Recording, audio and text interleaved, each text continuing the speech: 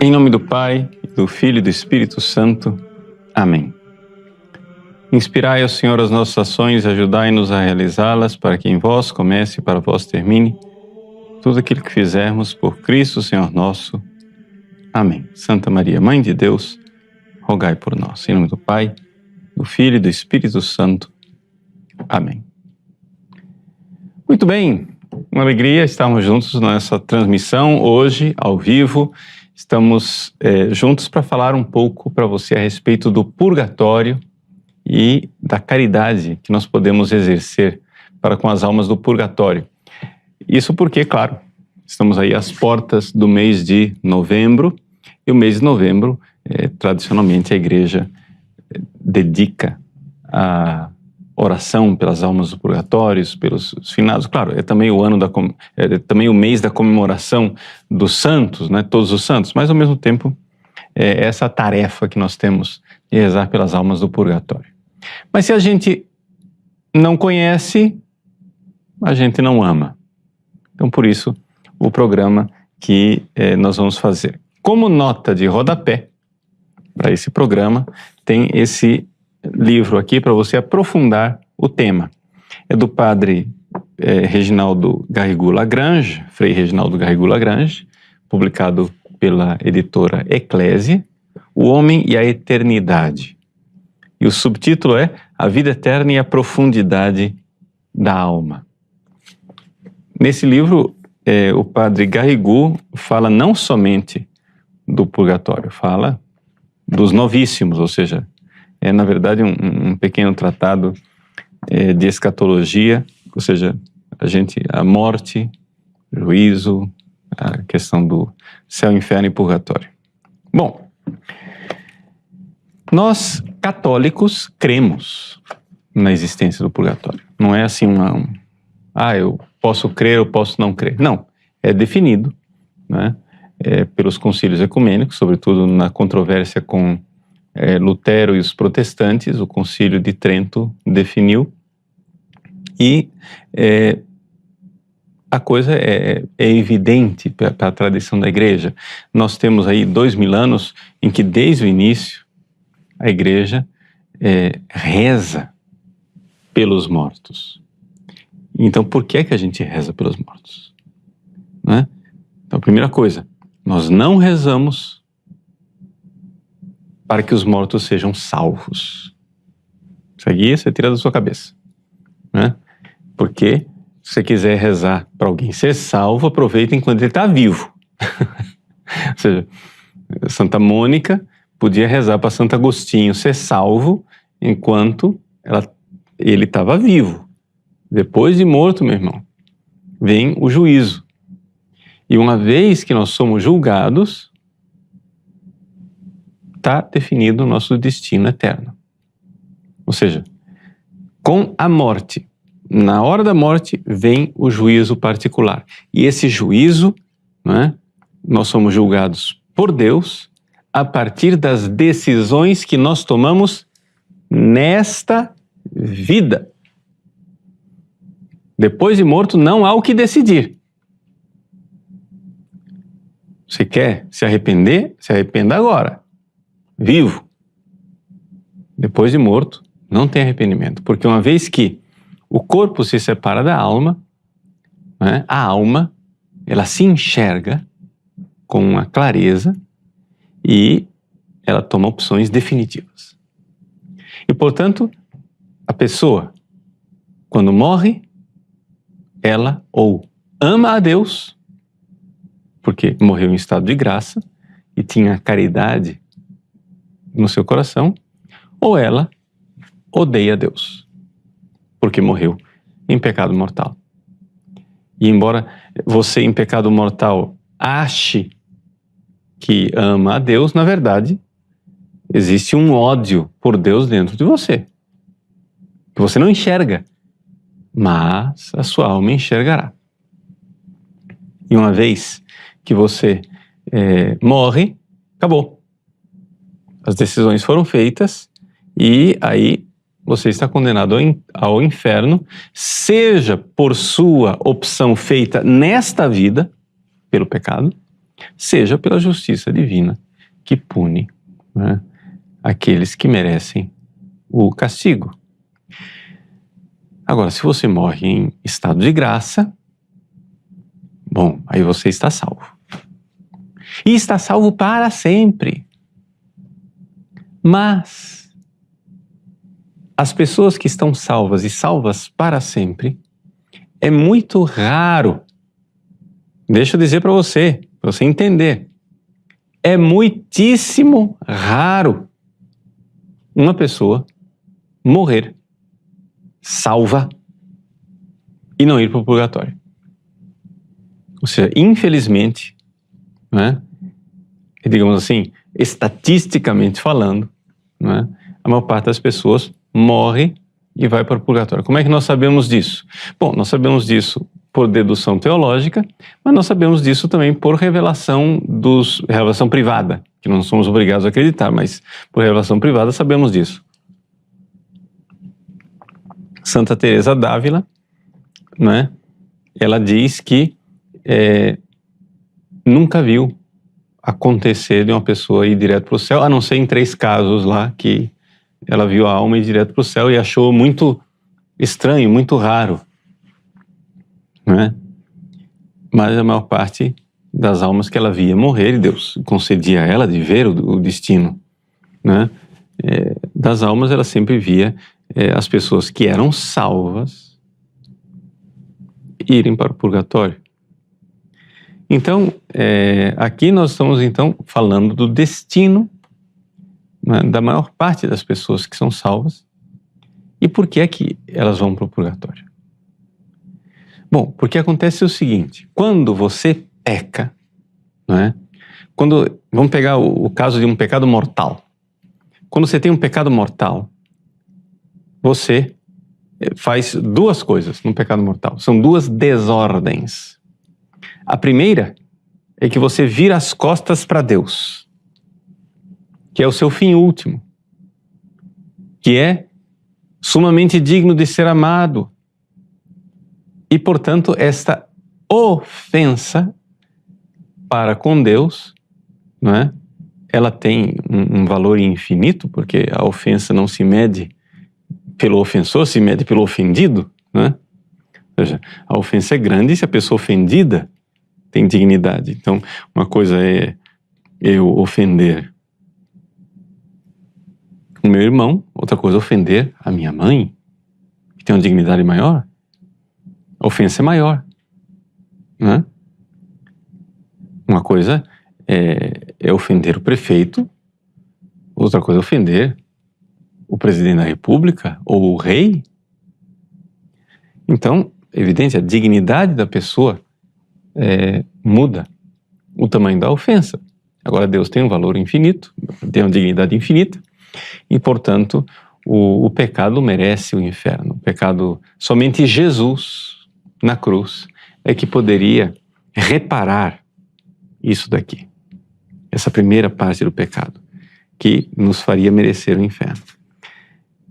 Então, pecado mortal, 2 coisas. Primeira, voltar as costas para Deus. Mas a segunda coisa é eu me apegar desordenadamente a uma criatura que eu escolhi no lugar de Deus. Ou seja, a ofensa a Deus, para você se livrar da pena eterna do inferno, você tem que ser batizado, tem que se confessar, tem que estar em estado de graça. Mas existe uma segunda pena, que é devida não pela ofensa a Deus, mas por aquele seu apego desordenado à criatura. E esse apego desordenado à criatura, não é? Ele também precisa ser punido e também precisa ser reordenado, não é? Então é por isso que as pessoas vão para o purgatório. As pessoas vão para o purgatório por quê? Vejam só. A pessoa morreu. Vamos supor que a pessoa tenha morrido com pecados veniais, que ela não se arrependeu, não fez o ato de contrição, ela estava em estado de graça, mas foi dormir e durante o sono morreu. Não teve tempo de preparar a sua morte, não teve tempo de fazer um ato de contrição, não teve tempo de receber a unção dos enfermos, uma indulgência, nada disso. Morreu com pecados veniais.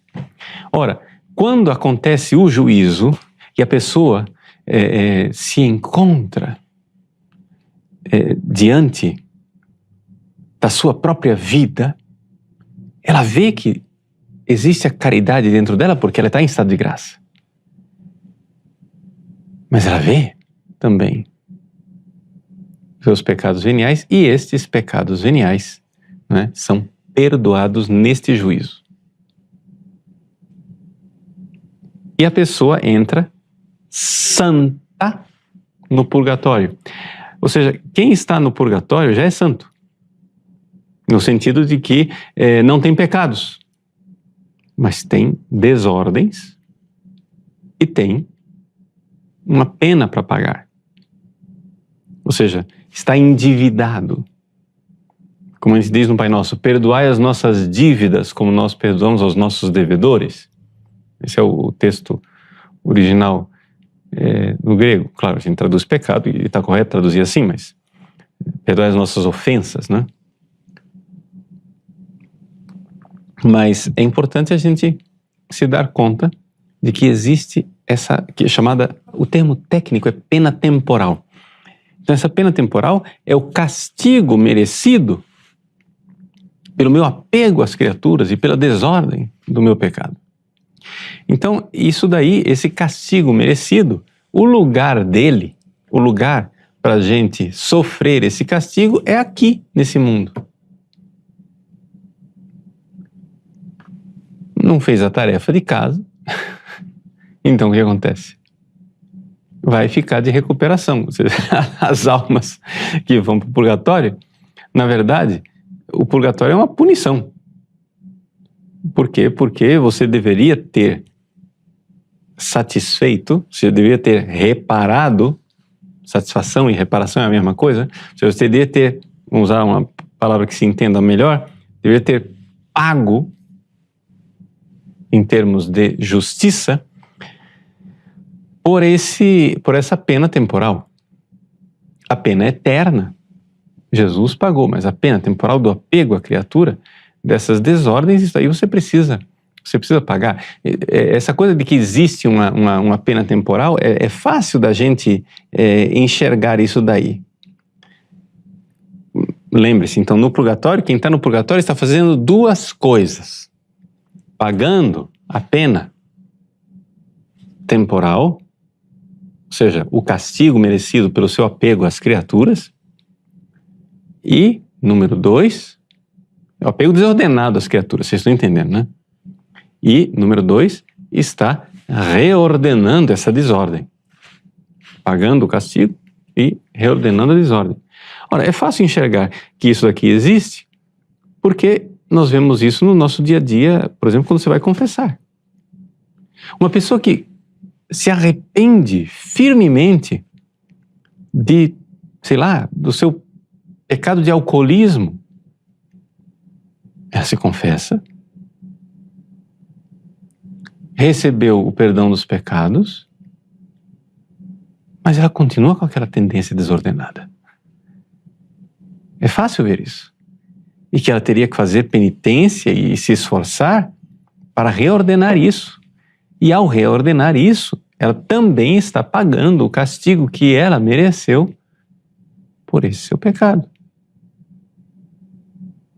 Não é? Então, aqui está a realidade do purgatório. Então, quem não acredita na realidade do purgatório,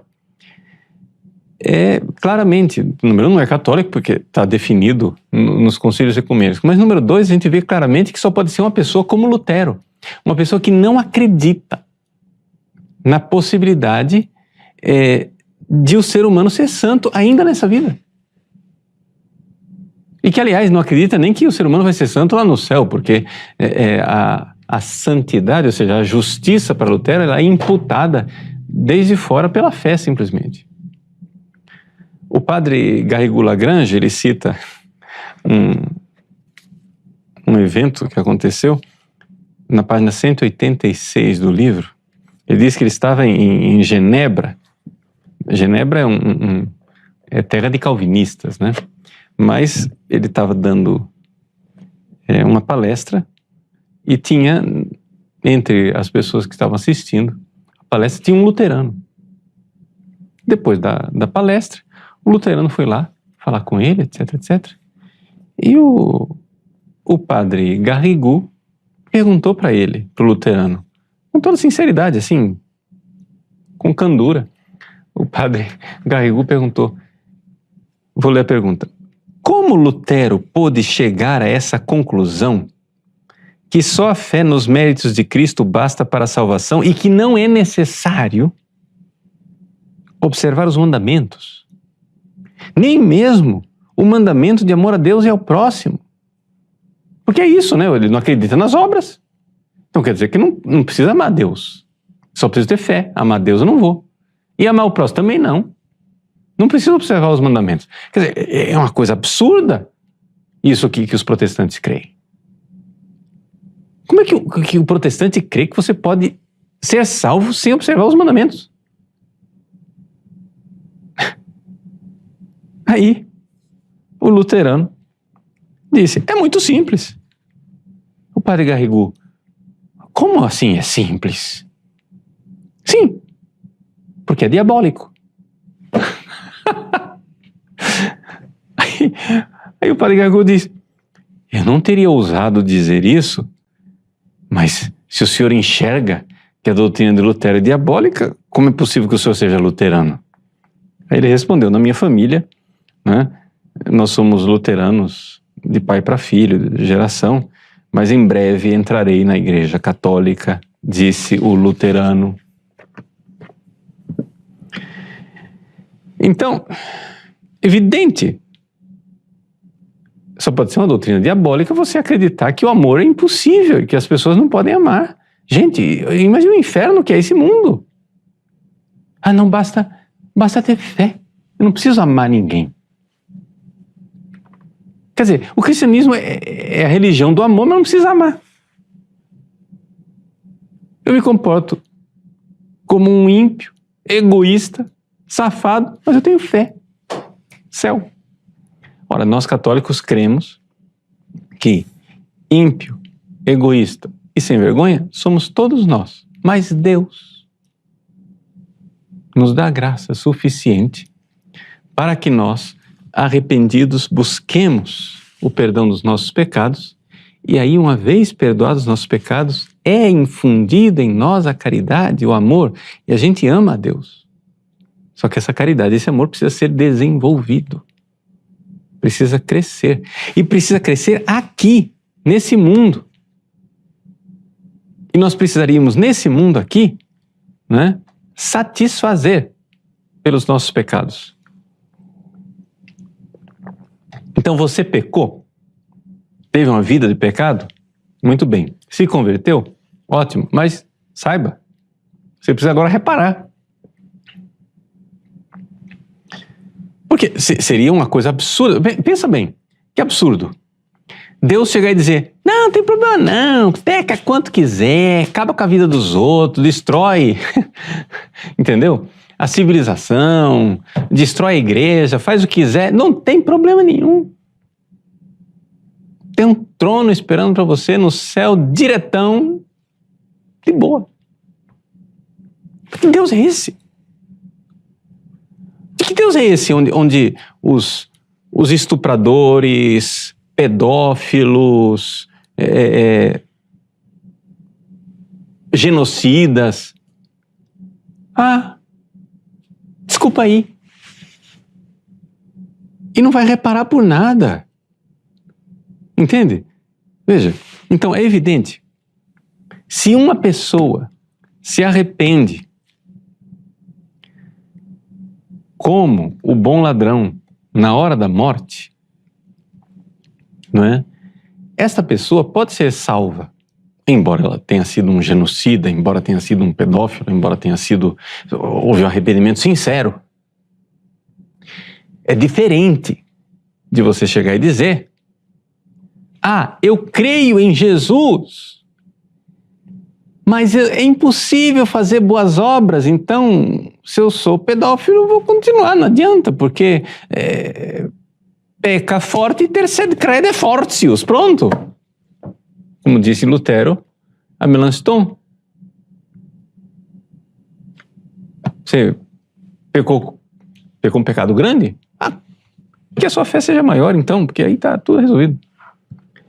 E assim não existe uma verdadeira convicção de que nós possamos ser santos. Então nós católicos cremos o seguinte: você foi perdoado, ótimo, meu irmãozinho. Só que trate agora de reparar. E como é que nós podemos reparar? Vamos primeiro entender a reparação dos meus pecados. A satisfação dos meus pecados aqui na terra.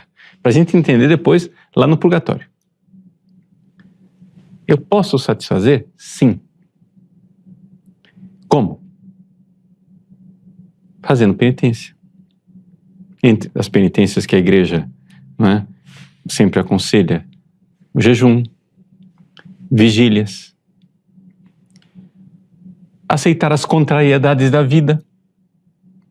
Gente, uma das coisas mais lindas de ser católico é que o sofrimento da vida, que todo mundo tem, para o católico é cheio de sentido. Tem sentido sofrer. Eu não estou sofrendo à toa. Se eu sofrer por amor, se eu estou aqui, tem a cruz do meu dia a dia, mas eu digo, pego essa cruz, abraço como Jesus mandou, abraça a sua cruz dia após dia e digo: Jesus, eu vos ofereço, eu vos amo. Ao fazer isso, eu estou reparando. Então existe cruz sem sentido e cruz com sentido. A cruz do mau ladrão foi igualzinha à cruz do bom ladrão. Ambos foram condenados, ambos morreram uma morte atroz. Mas com que diferença de destino final? O mau ladrão foi para o inferno. E o bom ladrão ouviu de Jesus: ainda hoje estarás comigo no paraíso. Por quê? Porque naquele ato de amor do bom ladrão e oferecendo os seus sofrimentos da cruz, dizendo: para nós é justo, mas ele é inocente. Jesus, lembra-te de mim quando entrares no teu reino.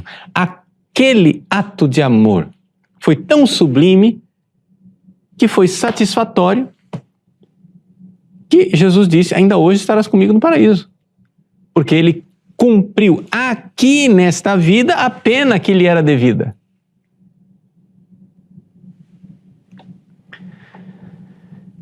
Então o sofrimento tem sentido.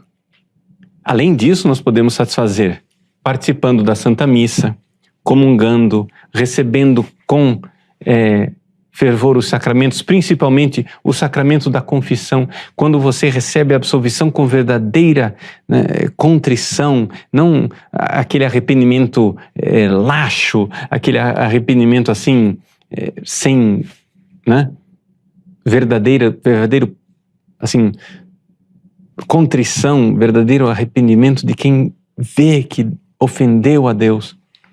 Então, quando você recebe uma absolvição, ali também você está sendo,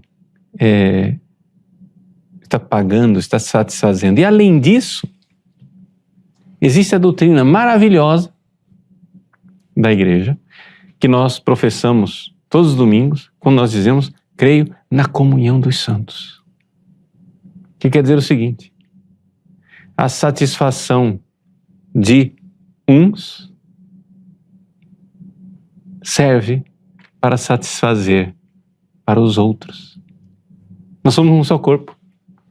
Então, por exemplo, eu posso, ainda aqui na vida, receber indulgências.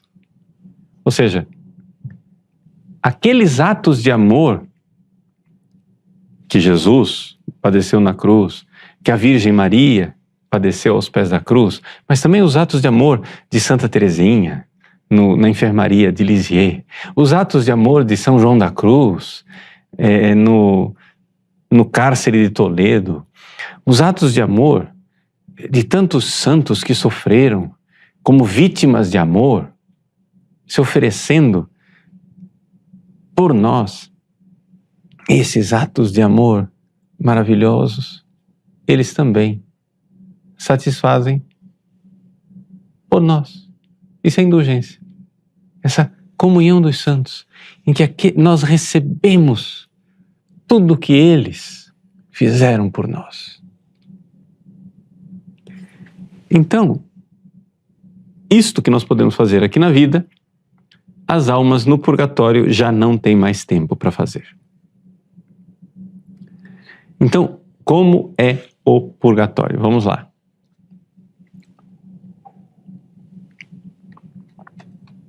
Primeiro, vamos pegar uma revelação privada. Santa Catarina de Gênova, uma santa italiana leiga, que tem inclusive traduzido para o português o seu livro, o Tratado do Purgatório, não é? Santa Catarina de Gênova, ela teve revelações privadas sobre o purgatório, e ela diz muito acertadamente, porque a teologia confirma isto, que não há palavras para descrever as penas do purgatório. Ou seja, se nós víssemos o purgatório, nós em tudo, vamos supor que agora Deus nos transportasse nesse momento para o purgatório para ver o que é o purgatório. Nós acharíamos estar no inferno. Ou seja, o purgatório é, em termos de sofrimento, algo que nenhuma língua é capaz de descrever. Agora, existe uma grande diferença entre o purgatório e o inferno. No purgatório, as pessoas já estão salvas. E, portanto, aquelas pessoas não serão condenadas para o inferno jamais. Ou seja, só tem uma porta de saída do purgatório e é para o céu. Segunda coisa, essas pessoas que não veem a Deus ainda face a face, elas têm uma grande fé, uma grande esperança e uma grande caridade. E elas sabem perfeitamente que estão salvas. E por isso há uma grande paz. Vejam, parece contraditório, mas há uma grande paz, um grande amor por Deus, mas isso não diminui o sofrimento delas. Por quê?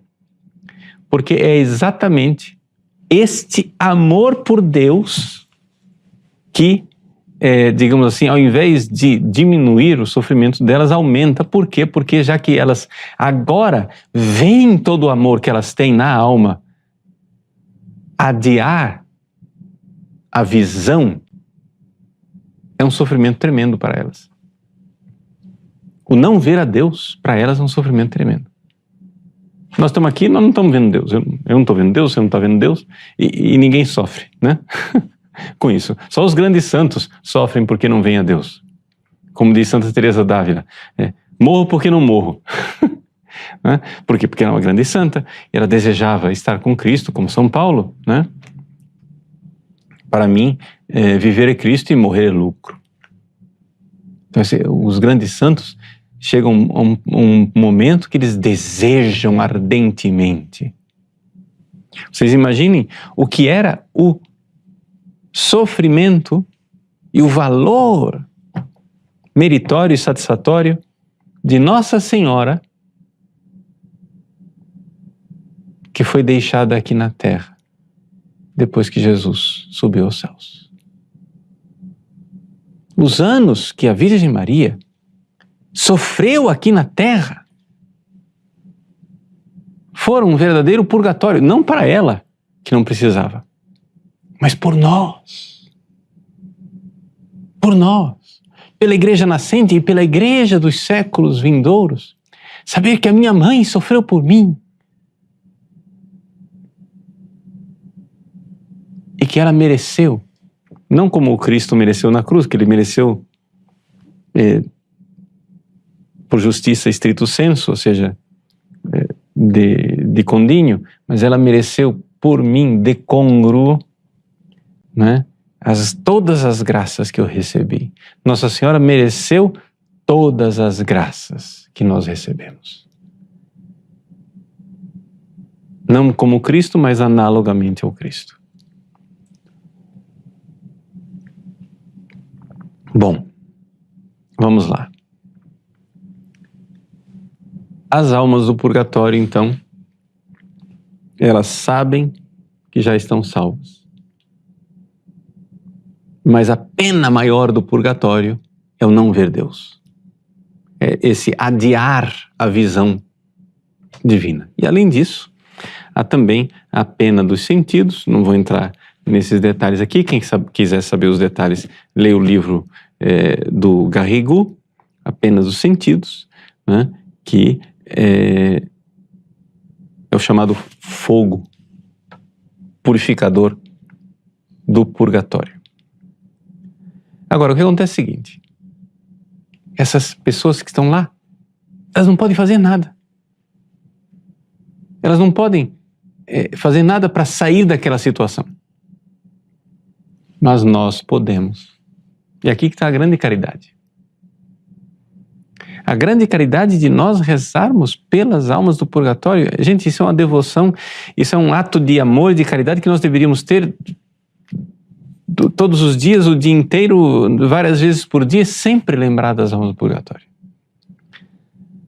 Porque eu posso fazer sacrifícios e rezar por você, mas eu não tenho garantido o efeito final desse sacrifício e dessa oração. Porque você pode rejeitar tudo e se perder e ir para o inferno. Mas, quando eu rezo pelas almas do purgatório, eu tenho efeito garantido. Eu já sei que elas estão salvas e que elas irão para o céu quanto antes. Você pense que, vamos fazer uma comparação. Imagine uma pessoa com câncer extremamente doloroso e que não tem analgésico que faça passar aquilo. E se você tivesse o analgésico e você pudesse dar àquela pessoa, e aquilo não te custava nada, você daria, sim ou não? Você acharia uma crueldade não dar. Pois é, essa é a situação das almas do purgatório. Estão lá sofrendo uma coisa muito mais terrível do que a questão de um câncer, porque estão sofrendo as penas espirituais. A coisa é muito mais terrível. Por quê? Porque elas estão vendo as grandes ofensas que elas fizeram a Deus. E isso lhes dói muito, porque elas têm uma caridade por Deus. Um amor. E tudo isso faz parte do sofrimento do purgatório. Ora, nós não podemos fazer algo por essas almas? Podemos. E se podemos, façamos. Porque é um grande ato de amor. As almas do purgatório, vejam só, elas são santas porque não têm pecados. Já foram perdoados. Elas amam a Deus. Elas sofrem aquelas penas. E é interessante, a grande diferença entre o purgatório e o inferno é que no inferno as pessoas sofrem e maldizem a Deus e blasfemam e odeiam a Deus. No purgatório, as pessoas sofrem voluntariamente. Porque se elas são santas, elas aceitam. Vejam, a lição que as almas do purgatório nos dão a nós aqui na vida. Elas são santas, elas aceitam. os castigos divinos. Aceitam. Voluntariamente. Livremente. Elas não podem sair daquilo porque não tem a possibilidade de sair, mas existe um consentimento interior. Elas veem a justiça daquele castigo. Elas não se revoltam contra Deus. Elas são santas. Mas nós podemos fazer algo por elas. E o que é que nós podemos fazer pelas almas do purgatório? Vamos lá. Vamos ver o que é que nós podemos fazer para adiantar, né? E abreviar esse tempo de purgatório. Nós podemos fazer, basicamente, tudo aquilo que nós fazemos para satisfazer os nossos pecados. O que é que eu posso fazer para satisfazer os meus pecados? Penitência. Eu posso fazer jejum, posso fazer uma vigília, posso dar uma esmola, posso fazer uma obra de caridade para ajudar uma pessoa. Tudo isso eu posso fazer também aplicando as almas do purgatório. Então, eu vou lá e vou ajudar um pobre, vou fazer uma obra de caridade, e vou dizer: Jesus, lembre-se das almas do purgatório, aplique isso para as almas do purgatório, para as pessoas da minha família, as pessoas que eu amo, né? E etc. E vá fazendo isso. E você pode aplicar.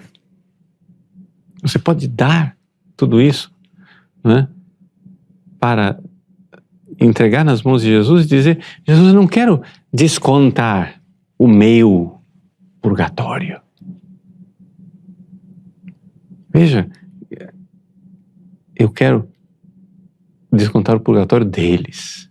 E ao fazer isso, nesse ato de generosidade, você está descontando o seu purgatório, porque isso é um ato de caridade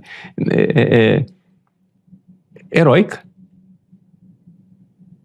E, portanto, se você faz ideia do que é o purgatório, ao fazer isso pelas almas do purgatório, esquecido de si, você, evidentemente, está pagando o seu purgatório também. Mas está sufragando aquelas almas do purgatório. Então, primeira coisa, as obras. Nós podemos fazer jejuns, penitências, vigílias, obras de caridade, esmolas, etc, etc. Aceitar as contrariedades da vida. Aceitar coisas que nós não temos jeito de mudar. Ou seja, uma injustiça que eu posso lutar e corrigir, ótimo, vai lá, luta e corrija. Mas existem injustiças que a gente não consegue fazer nada. Tem coisas que a gente não consegue fazer nada. Eu sou padre. Eu vejo coisas na minha paróquia, na comunidade com as quais eu convivo, vejo injustiças que não tem como corrigir. Eu vejo situações no Brasil que a gente padece e que não tem como corrigir. Tem ou não tem situações no nosso país que a gente não tem o que fazer? Estão de mãos atadas. Eu vejo situações na minha saúde que não tem como corrigir. Eu vejo situações na igreja, tremendas injustiças dentro da igreja, coisas horrorosas na igreja que eu não tenho como corrigir, eu não tenho o que fazer. Eu posso abraçar essa cruz. Aqui nesse mundo, isso tem valor meritório, não é? Eu posso satisfazer pelos pecados. Por exemplo, quantas pessoas, madrinhas espirituais, que se oferecem como vítimas pelos sacerdotes. Por causa do valor meritório, né, de congruo, pela santificação de um sacerdote, Quantas pessoas se oferecem como vítimas para satisfazer os pecados dos sacerdotes que clamam aos céus?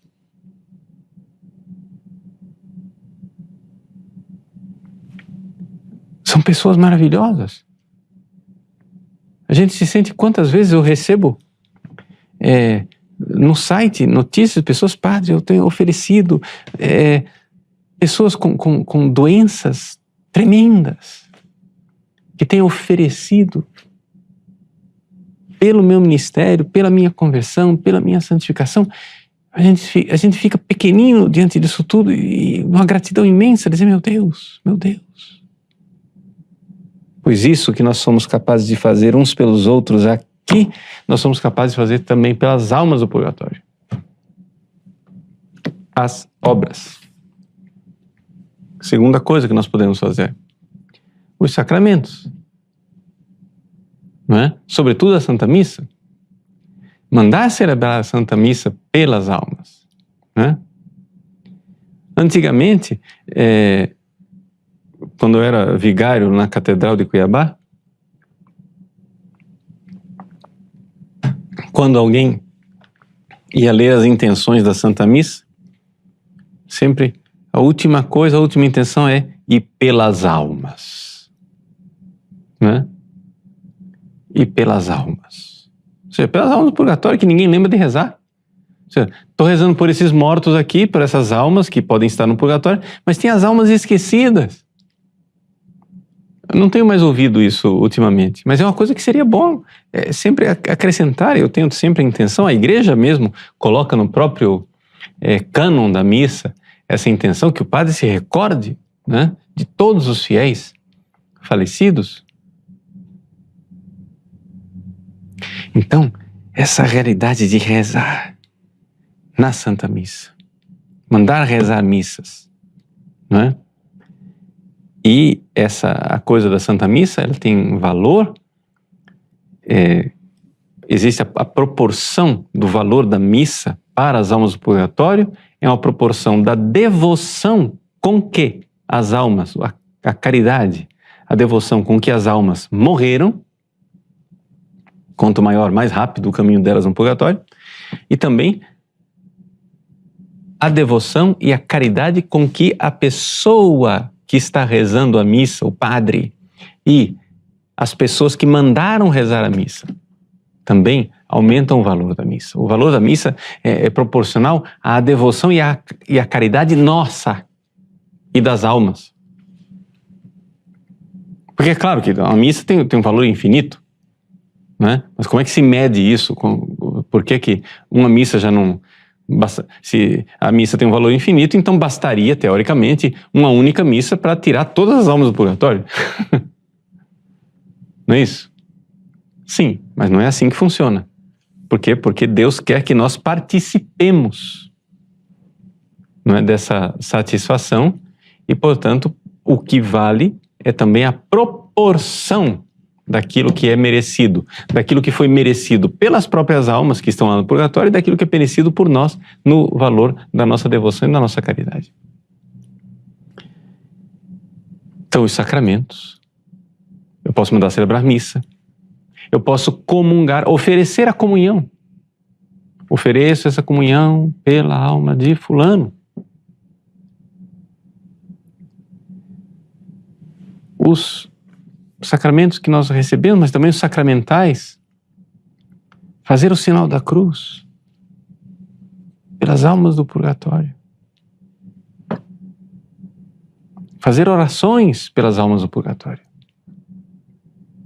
Então aí vimos duas coisas, as obras, os sacramentos, sacramentais e orações, e aí o terceiro ponto, não é? Que é a questão das indulgências, não é? Nós estamos aí nos aproximando do dia 2 de novembro, dia de finados. Existe um vídeo meu onde eu explico detalhadamente como é que você pode, né, durante 8 dias, uma semana inteira, pode a cada dia receber uma indulgência plenária para aplicar às almas do purgatório. tá? A nossa equipe vai colocar esse vídeo aí à disposição. Já está gravado há um tempo atrás, já, é um vídeo antigo, mas explicando a questão da indulgência do dia de finados. Eu não vou perder tempo aqui colocando todos os detalhes de o que é que você deve fazer na prática para receber a indulgência do dia de finados e daquela semana ao redor do dia de finados. Mas é importante você se lembrar do seguinte, que as indulgências, elas são o tesouro da igreja, o tesouro da satisfação, né, que nosso Senhor Jesus Cristo ofereceu na cruz, a Virgem Santíssima e os santos, juntamente com todas as pessoas, todo esse tesouro que nós colocamos, que está nas mãos da igreja, a igreja então põe à nossa disposição. E nós podemos então, né, fazer uma obra que por si só seria satisfatória, mas ela é potenciada com um valor satisfatório ainda maior por causa da indulgência. Não é? Então, nós podemos receber indulgências e aplicar às almas do purgatório. Então, sempre ter, a igreja tem aberto os tesouros das indulgências com uma generosidade imensa, de tal forma que, por exemplo, nós podemos receber indulgência plenária todos os dias só de fazer meia hora de adoração, ou de rezar o terço em família, e assim por diante. As indulgências, nós podemos. E se podemos, por que não fazemos de aplicar essas indulgências às almas? Sempre servirão, nunca será inútil. Nunca será inútil. Por quê? Porque se a alma pela qual eu estou rezando já está no céu, ou Deus me livre, já esteja no inferno, não é? Servirá para uma outra alma. Servirá para uma outra alma. Então, assim, essa caridade. Para concluir a coisa, eu gostaria de aqui falar para vocês uma devoção que vocês podem fazer, que é o seguinte: além daqueles familiares que você tem, pessoas queridas, você pode também dizer para Deus: meu Deus, eu quero receber essa comunhão, ou fazer essa obra de caridade, ou fazer essa oração, esse texto, sei lá o quê, e aplicar para uma alma muito santa, que está no purgatório, e que está esperando só essa pequena satisfação para entrar no céu. Você vai ter um santo que vai entrar no céu naquela hora, que vai ter uma gratidão imensa por você. Porque foi você quem desamarrou aquele último laço que prendia dele voar para o céu direto.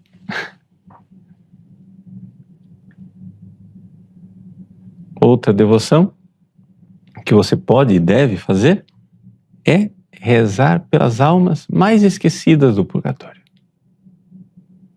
Aquelas que ninguém se lembra de rezar. Né? Nossa Senhora mesmo, né, nos ensinou a rezar assim. Em Fátima: ó meu Jesus, perdoai-nos, livrai-nos do fogo do inferno, levai as almas todas para o céu e socorrei principalmente as que mais precisarem.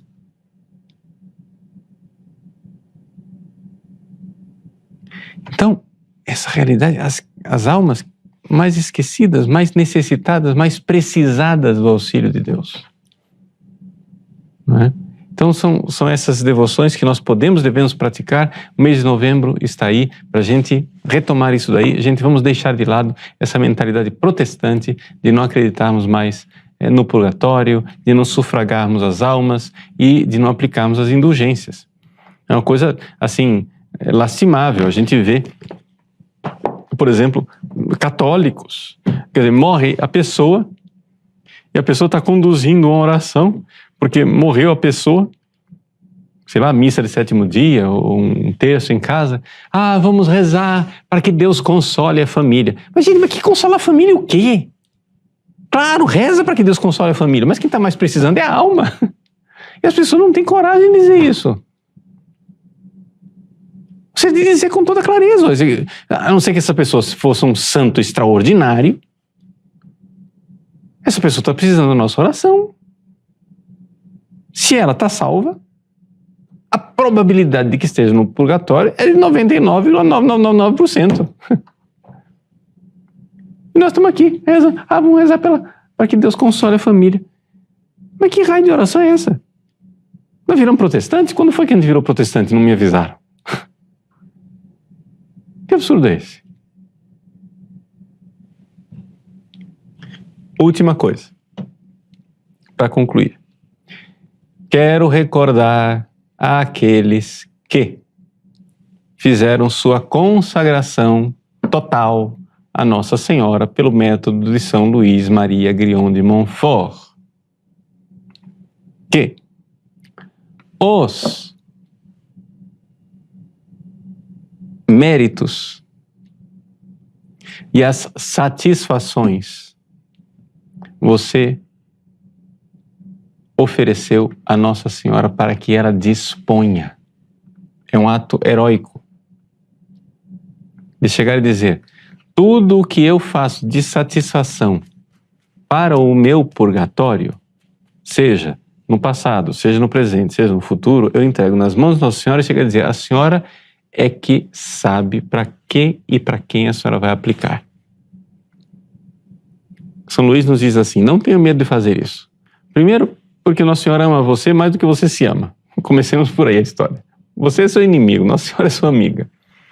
Segundo, porque ela tem à disposição dela os tesouros da satisfação. E, portanto, você dá generosamente as misérias que você mereceu e satisfez, e ela tem um tesouro para poder aplicar para você na hora que você precisar no purgatório. E você vai colocar e confiar na mão dela, ela que faça isso. Agora quer dizer então, padre, que eu, porque me consagrei a Nossa Senhora, eu não posso rezar por nenhuma alma específica? Resposta: pode. De duas formas. Ou porque é sua obrigação de ofício. Por exemplo, eu sou padre, uma pessoa pede que eu reze por uma alma, eu, por dever de ofício, eu tenho que rezar por aquela alma. Não sou eu quem vou dispor da missa. Foi pedido. Ou então, você reza por aquela alma dando a sugestão. Ou seja, o domínio é de Nossa Senhora. Se ela quiser aplicar para aquela alma, ela é que sabe. Agora, existe uma grande vantagem de você ser consagrado a Nossa Senhora, que é o seguinte: ou seja, Nossa Senhora, ela vê o que você não vê. E às vezes você está rezando por uma alma da sua família que já está no céu e tem outra que você ama igualmente, mas você não enxerga, mas ela vê. E ela, como mãe bondosa, diz: nossa, essa satisfação aqui que o Paulo Ricardo fez, meu filho querido, eu sei que essa pessoa da família dele está precisando. E ela vai e aplica. Está nas mãos dela. É o coração bondoso de nossa mãe. Então, o que não quer dizer que nós temos que ficar de braços cruzados e não fazer nada. Não, vamos satisfazer, vamos reparar, vamos fazer de tal forma que as almas recebam, tenha a devoção pelas almas do purgatório e coloque nas mãos de Nossa Senhora. Que você exerça essa caridade e diga: minha mãe, mas a senhora quem sabe, eu estou sugerindo aqui que seja pelas almas do purgatório. Mas a senhora quem sabe onde é que está precisando. Tá bom? Então, é isto. Vamos, então, colocar nas mãos de Deus esse tesouro, nós podemos fazer, Deus quer que nós façamos. Aí você chega e diz assim: Padre, mas espera lá, última objeção, para concluir o programa. Se Deus é amor, por que que ele, no estalar de dedos, não tira essas almas do purgatório? Não é? Porque Deus é amor misericordiosíssimo, que manifesta a sua misericórdia também através da justiça. E Ele quer que nós participemos do seu amor, da sua misericórdia e da sua justiça. Portanto, para de ser preguiçoso, reza, oferece, faz penitência, porque você está fazendo parte. Deus quer que a gente faça parte disso. Se Deus não quisesse que a gente fizesse parte do seu amor, da sua caridade, o que adiantaria? Para que Jesus precisava dizer para os apóstolos, ide por todo mundo, pregai o evangelho? Ele podia ter dito assim, ó, fiquem em casa comendo pipoca e assistindo televisão, porque eu, num passe de mágica, vou fazer todo mundo conhecer o evangelho. Deus não quis assim. Na sua bondade infinita, Ele quis que nós participássemos da sua obra de salvação. Portanto, vamos lá. Coragem. Imensa caridade, né, pelas almas do purgatório. Vamos nos unir ao amor de Jesus por essas almas. Vamos amar a Deus sobre todas as coisas. Porque eu amo a Deus sobre todas as coisas, então esse é o maior sinal de que eu me amo.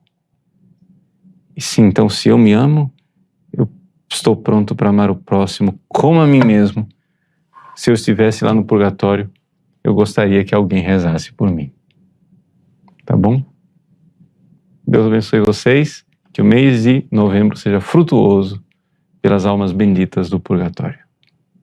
Deus abençoe você. Em nome do Pai, e do Filho, e do Espírito Santo. Amém.